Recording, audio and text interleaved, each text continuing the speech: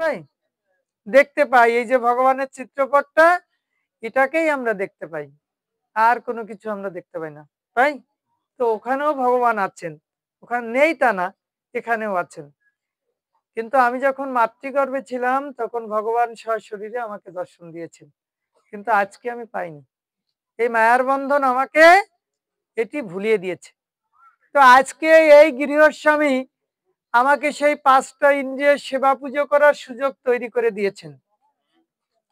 কিভাবে বলছেন, এখানে ভগবানের জন্য সুন্দর একটা সিংহাসন তৈরি করা আছে, যেটা আমি মাতৃগর্ভে থেকে ভগবানকে প্রতিশ্রুতি দিয়েছিলাম যে যেখানে তোমার চিত্রপটগুলি থাকবে সেখানে আমি দর্শন করব, যেখানে তোমার বিগ্রহ থাকবে সেটি আমি দর্শন করব। তো আজকে এই গৃহে ভগবানকে সুন্দর একটা আসন দেওয়া হয়েছে না, কত সুন্দর। তাহলে আমরা এসে ভগবানকে দেখতে পাইলাম কি দিয়ে? আমার চোখ দিয়ে। তাহলে আমার একটা পূরণ হলো। হ্যাঁ, মায়ের গর্ভে যেটা বলেছিলাম সেটি আজকে পূর্ণ হলো, চোখ। কান দিয়ে বলেছিলাম যে হে প্রভু, যেখানে তোমার গুণ কীর্তন হবে, তোমার মহিমা কীর্তন হবে, আমি আমার কান দিয়ে সেটি শ্রবণ করব। তো এখানে আজকে আপনারা যারা এসেছেন, কি কি কীর্তন হয়েছে? গুরু বন্দনা, বৈষ্ণব বন্দনা, ভগবানের আরতি হয়েছে না? দামোদর ব্রত, তুলসী আরতি, জয় রাধা মাধব কীর্তন হয়েছে। আর এখন ভগবানের কথা লীলা আলোচনা হচ্ছে। তাহলে আপনি কান দিয়ে বলেছিলেন ভগবানের গুণ কথা শুনবেন, আপনি আজকে শুনলেন। কেউ কি না শোনা হয়েছেন? যারা পরে এসেছেন তারা একটু কম শুনছেন, কিন্তু এখনো তো শুনছেন, ভগবানকে দেখেছেন। তাহলে কান দিয়ে যেটা শোনার কথা সেটি আপনি শুনেছেন, হ্যাঁ না? শুনেছেন। জিহ্বা, আপনি জিহ্বা দিয়ে বলেছিলেন যে আপনার নিবেদিত প্রসাদ, আপনার চরণে বা আপনার কাছে যে প্রসাদ নিবেদিত হবে, আমি সেই প্রসাদ গ্রহণ করব। দেখেন, সকালে দুপুরে কি আপনি ভগবানের নিবেদিত প্রসাদ গ্রহণ করেছেন? হ্যাঁ না, করেছেন? সবাই করিনি। এটা আমার দোষ না, আমার দোষ না। যে কেউ আজকে দুপুরবেলা সকালবেলা ভগবানের নিবেদিত প্রসাদ গ্রহণ করতে পেরেছি, আর কেউ পারিনি। তো যে পারিনি সেটা কি আমার দোষ? আমার এ জন্মের দোষ নয়, হয়তোবা এই দোষটা আমার পূর্বজন্মের। হ্যাঁ, ভগবান করুণা করে আমাকে সেই গৃহে এখনো জন্ম দেন নাই যেখানে আমি জন্ম থেকেই প্রসাদ গ্রহণ করতে পারি। তাহলে এটা আমার পূর্বজন্মের একটি অপরাধ, যে অপরাধের জন্য আজকে আমি 2 বেলা প্রসাদ গ্রহণ করতে পারিনি। কিন্তু এই গৃহস্বামী আজকে আপনাকে করুণা করে রাত্রিবেলা ভগবানকে নিবেদিত প্রসাদ আপনাকে গ্রহণ করতে দিবে, দিবে কিনা? তাহলে শর্তটা পূরণ হলো আজকের দিনে, নাকি? নাক ঘ্রাণ নেবেন। কিসের ঘ্রাণ? বলছে ভগবানের চরণে যে অর্পিত পুষ্প ছিল, দেওয়া হয়েছে না, ভগবানের চরণে নিবেদন করা হয়েছে। আবার যখন নৃসিংহদেবের আরতি হয়েছে তখন আপনার হাতে একটি তুলা লাগিয়ে দেওয়া হয়েছে না, সেন্ট যুক্ত। কার চরণে অর্পিত হয়েছে এগুলো? অবশ্যই ভগবানের কাছে।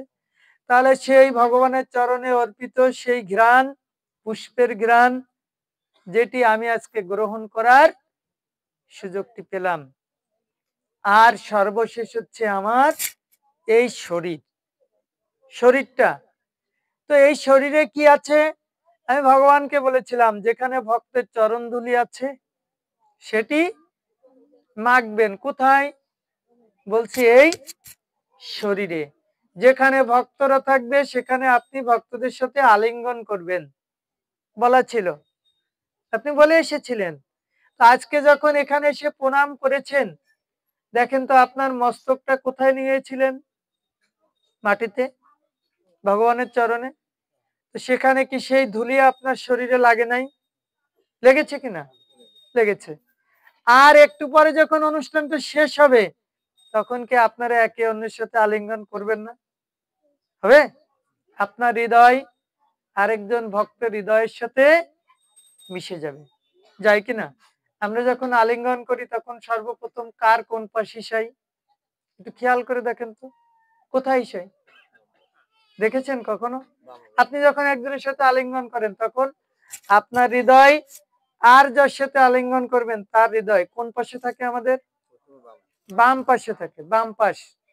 তার মানে আমরা যখন সামনাসামনি দিয়ে যখন আলিঙ্গন করি তখন আমার বাম পাশের হৃদয়টা ওনার হৃদয়ের সাথে যোগ হয়ে যায়। আমি ভক্তের সাথে আলিঙ্গন করার সুযোগ পাই। আমার মতো নরাধম যদি একজন ভক্তের সাথে আলিঙ্গন করে তাহলে তার হৃদয় থেকে যে ভগবানের জন্য যে করুণা আছে সেই করুণাটা কিছুটা হলেও আমি প্রাপ্ত হই। তাহলে আমার 5টা ইন্দ্রিয় ভগবানের সেবা পুজোয় আজকের দিনে সব উৎসর্গ করে দেওয়া হয়েছে নাকি? আমি সুযোগ পাচ্ছি কার জন্য? বলছে এই গৃহস্বামীর জন্য, তাই না? তো আজকের দিনে আমি কত ভাগ্যবান একটা জীব, বলেন আমার চেয়েও ভাগ্যবান আর কেউ আছে? এই ক্ষণিক সময়ের জন্য এই সুখটা আমার কতক্ষণ থাকবে? সর্বোচ্চ 2 ঘন্টা, 3 ঘন্টা, 4 ঘন্টা। তাহলে 24 ঘন্টার ভিতরে আপনি 4 ঘন্টা সুখী, আর বাকি 9 ঘন্টা আমার জীবনে মায়া আমাকে এমন ভাবে ধরবে যে আমি সারা জীবন ওই দুঃখের সাগরে ডুবে যাব। আমরা বিভিন্ন অনুষ্ঠানে যাই, এখানে একটা ভাগবত অনুষ্ঠান, আমরা কখন আসি? বাড়ি বসে বসে হিসাব করি আমি কখন যাব ভাগবত অনুষ্ঠানে।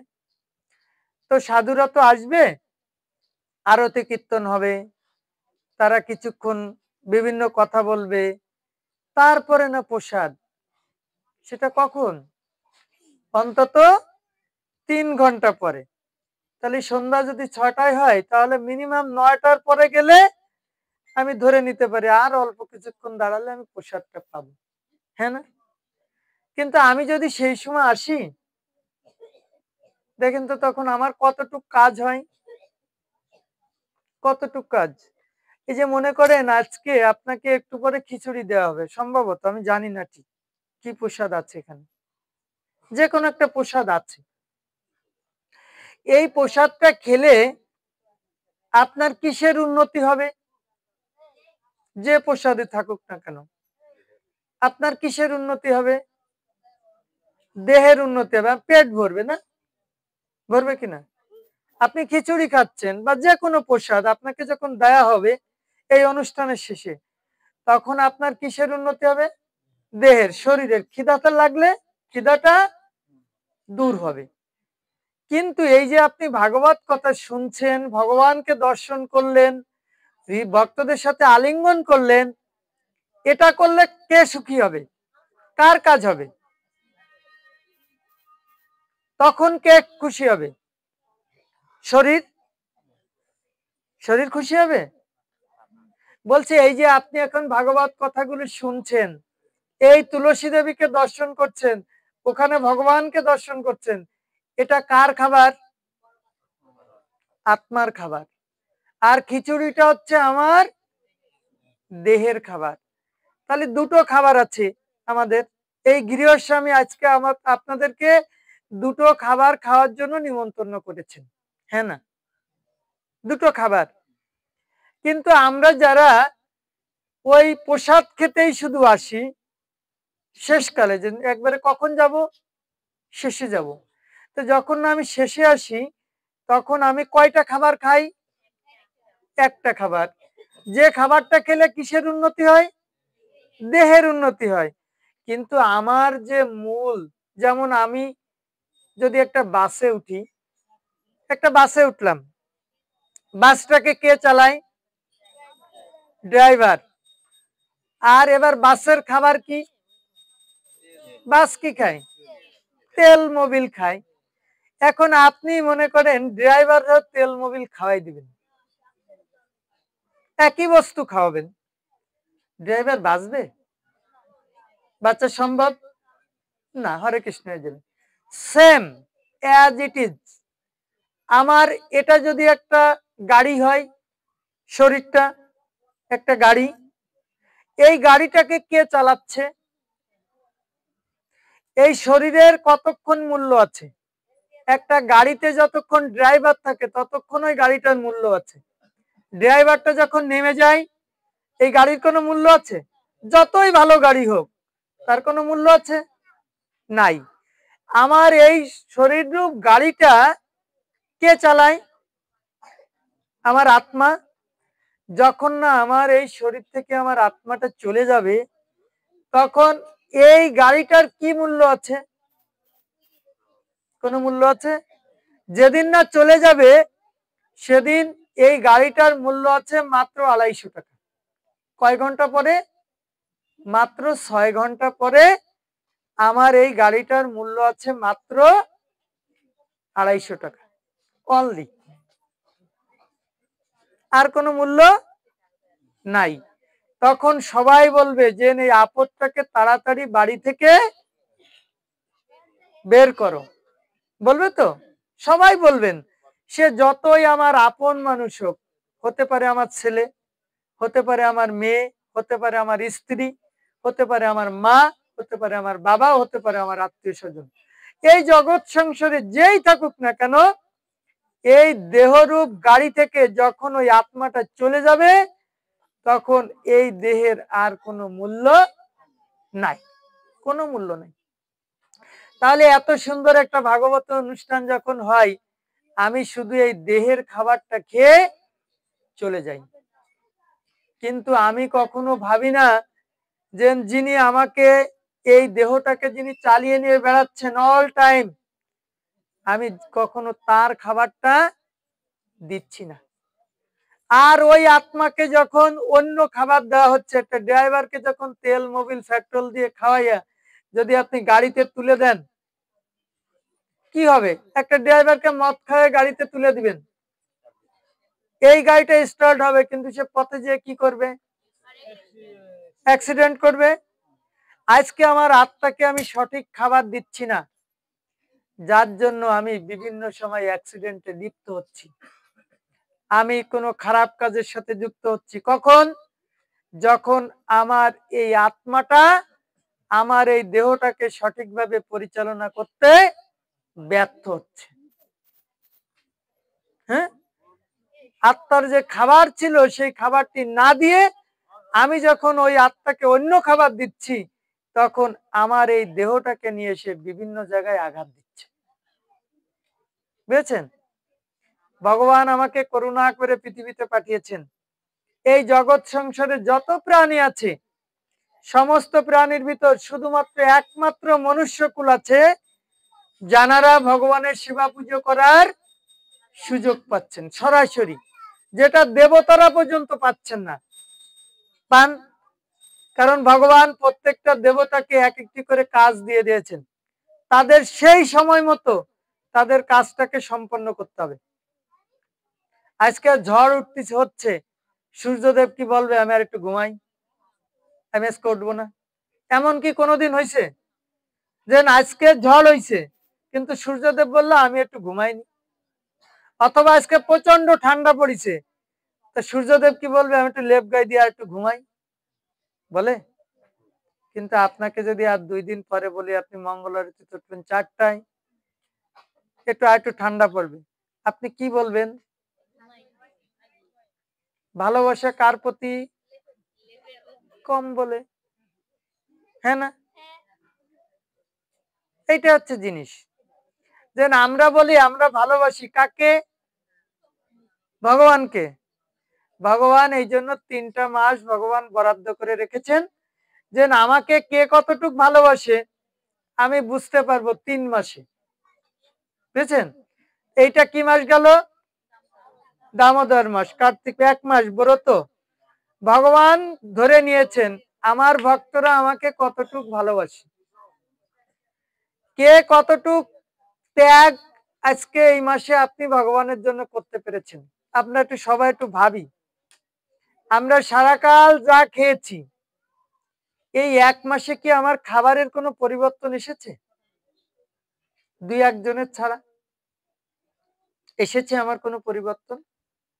তেমন না, তেমন না, ধরে নিলাম তেমন না, হ্যাঁ না? আসেনি। তাহলে আমার এই মাসটা কিসের মাস? ব্রতের মাস, তাই না?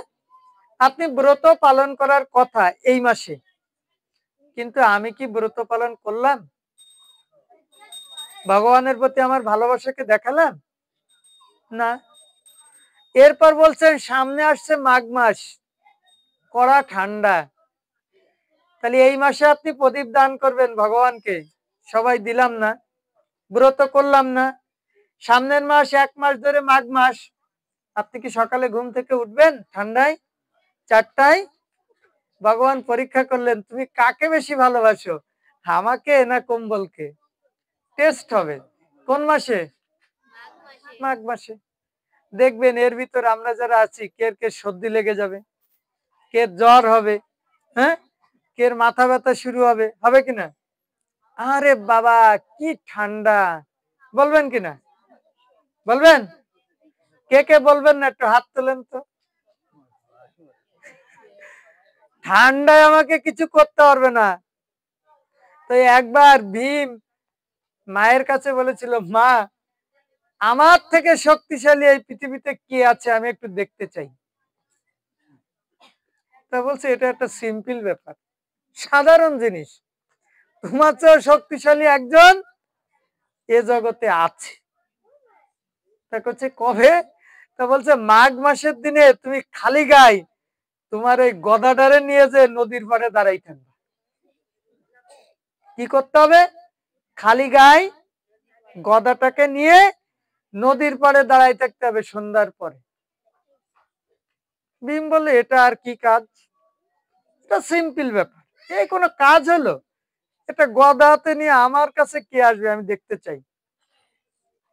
তো কিছুক্ষণ পর নদীর ধারে যে প্রথম 2-4 মিনিট ভালো লাগলো, এবার আস্তে আস্তে কি শুরু হবে?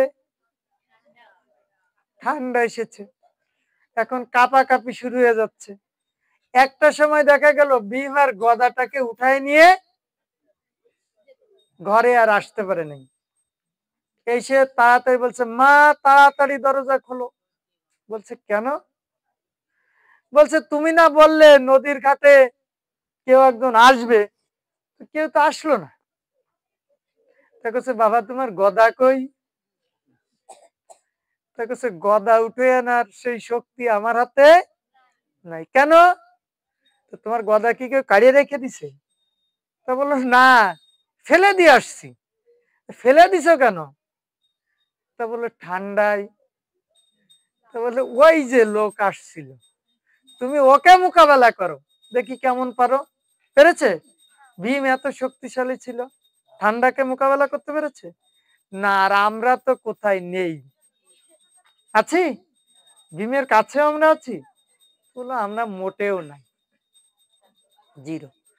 এই জন্য ভগবান দেখেন কত করুণা করে আজকে আপনাদেরকে এখানে এই জায়গায় যারা আছেন, একজন বলেন তো যেন আমাকে আজকে ভগবান ভাত দেয়নি। বলেন আপনার ভাগ্যে ভাত দেয়নি, এরকম কেউ আছেন?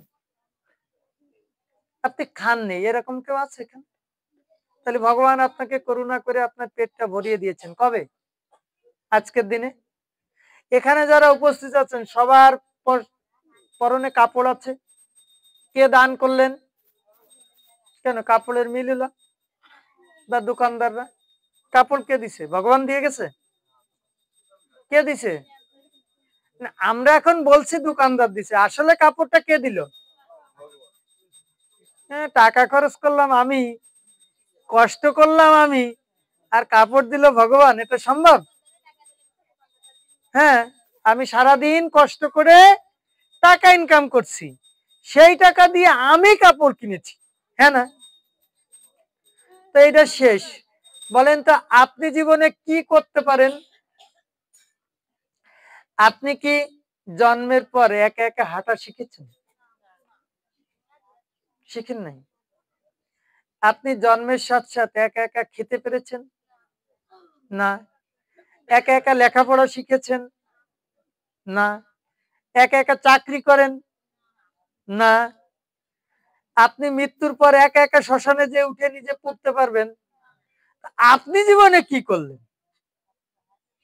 আপনার জীবনে কি আছে জানি আমি এত অহংকার করি? বলেন আমার জীবনে অহংকারের কি আছে? কিছু আছে? আমি যে কোনো একটা জিনিস নিয়ে অহংকার করব, এরকম কি আছে আমার জীবনে? মনে করেন ভগবান যদি আমাকে সুন্দর একটা চেহারা দেয়, সুন্দর একটা চেহারা দিল, খুব সুন্দর আছে না? অনেক নায়ক নায়িকাকেই বলি, খুব সুন্দর চেহারা আছে। বলেন তো তাদের চেহারা কি সারা জীবন স্থায়ী? ধরে রাখতে পারে? তো তার অহংকার কিসের? আমি কেন সারা জীবনে অহংকার করি? আপনি অহংকার করার মতন একটি জায়গা দেখান যেখানে আপনি অহংকার করতে পারেন। আপনি কত টাকার মালিক যেন আপনি অহংকার করবেন? আছে? আপনার কি চেহারা আছে যেন আপনি অহংকার করবেন? আছে? আপনি কি কাজ করেন জানি আপনি অহংকার করবেন? কি কাজ করেছি আমি সারা দিনে? ভগবান আমাকে করুণা করে এরকম একটা গৃহ দান করেছেন, যার গৃহ নাই তার থেকে তো আমি ভালো আছি। আছে কিনা? তাহলে ভগবান আমাকে করুণা করে সবকিছু দিলেন, কিন্তু আমি ভগবানকে কি দিলাম আমার জীবনে? আমি আজকে সারা দিনে আমি 24 ঘন্টায় ঘুম থেকে উঠা দিয়ে শুরু করে ঘুমানোর আগ পর্যন্ত আমি ভগবানকে কি নিবেদন করলাম? ভগবান আমাকে এমন কোন জিনিস নাই যা আমাকে দেন নাই, কিন্তু আমি ভগবানকে কি দিলাম আজকের দিনে? একটু ভাবেন তো। তো বলছি এটাই আপনার জীবন। এই ভাবনাটার জন্যই আজকে এই আয়োজন করা। আপনি সবই জানেন, শুধু একটা জায়গায় পার্থক্য। একটা আয়নাকে যদি দীর্ঘদিন আপনার ঘরের ভিতর ফেলে রাখেন, ব্যবহার না করেন, তাহলে সেই আয়নাতে একসময় ময়লা পড়বে। পড়বে কিনা? পড়বে।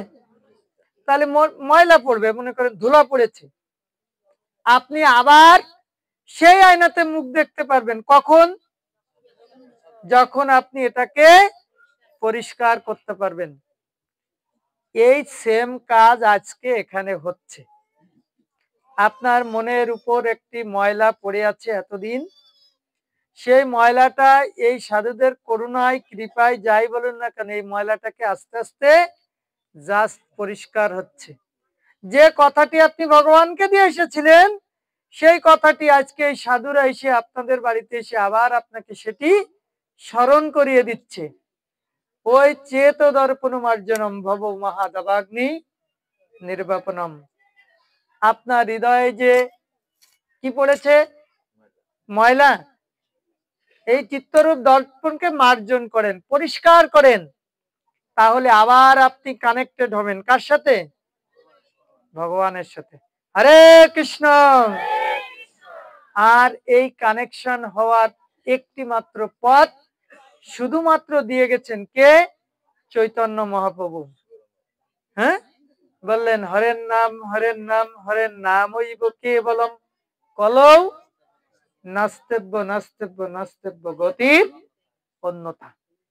এই জগৎ সংসারে একমাত্র হরিনাম ছাড়া এই জীবের মুক্তির আর কোনো পথ নাই, পথ নাই, পথ নাই। কয়বার বললেন?